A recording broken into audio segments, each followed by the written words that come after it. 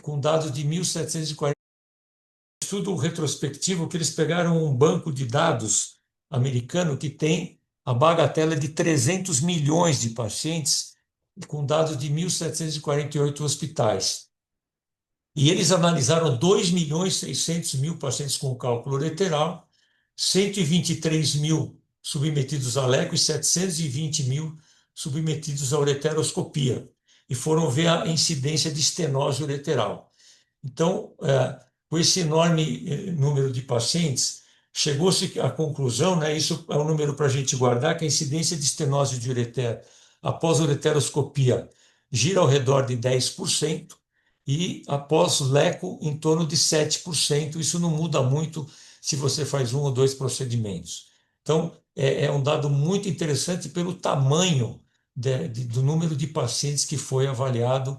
Então, guardem esse número: 10% de estenose após ureteroscopia e 7% pós-leco. Esse aqui, já entrando nos novos aparelhos, esse é um trabalho apresentado pelo grupo do professor Traxler, em que ele integra numa plataforma só, né, um Thulium Fiber Laser, um ureteroscópio com sucção integrada, uma bainha inteligente de irrigação e aspiração. Foram 12 pacientes, é um trabalho ainda inicial, em que ele teve 100% de pacientes livres de cálculo no primeiro pós-operatório. E todos os fragmentos foram medidos por um analisador de fragmentos menores do que 1,2 milímetros, zero complicações. Então, isso também abre caminho para os novos aparelhos que nós vamos ver logo a seguir, que prometem ser o futuro da ureteroscopia.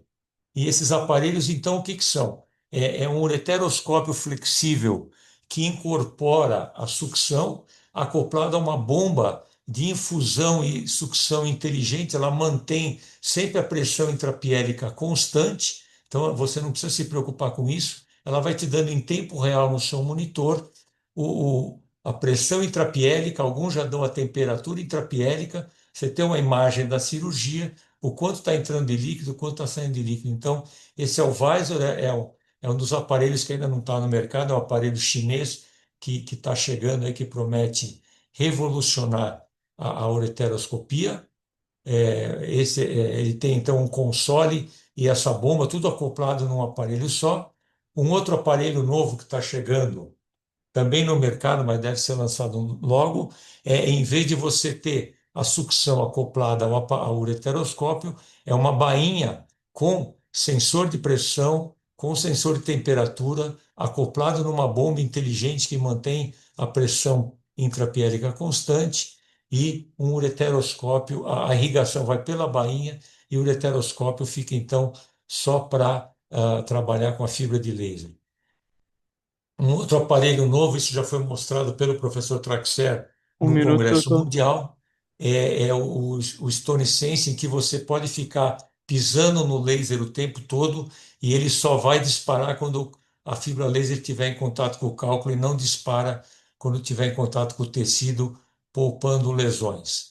E o Moser Rider, que ele detecta a distância entre a fibra e o cálculo para ver se você está numa distância ideal ou não. Então, são todos aparelhos novos. Aqui, mais para o nosso mundo, para a nossa realidade, a nova bainha Clearpetra, que faz a irrigação pela bainha, deixando o canal de trabalho livre. Então, como take-home messages, água mineral não é superior à água de torneira para recidiva de cálculos renais. Reposição de vitamina D adequada não causa cálculos.